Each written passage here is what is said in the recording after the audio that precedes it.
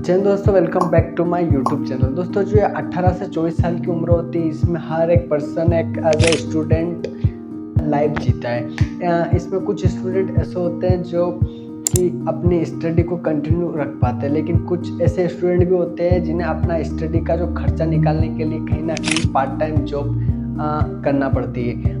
लेकिन part time या full time job करने के लिए हमें इंटरव्यू के साथ साथ एक रिज्यूम की ज़रूरत होती है। लेकिन आज मैं आपको बताने वाला हूँ कैसे आप अपने मोबाइल का इस्तेमाल करके एक इम्प्रेसिव रिज्यूम बना सकते हो। इसके लिए आपको इस एप्लीकेशन को डाउनलोड करना होगा, जिसकी लिंक आपको डिस्क्रिप्शन में मिलेगी। एप्लीकेशन को डाउनलोड करने के बाद आपको अपना नाम, मोबाइल नंबर, ईमेल एड्रेस वगैरह सारी डिटेल क्लियरली सही तरीके से डालना होगी, जिससे आपको कॉन्टेक्ट करने में आसानी होगी।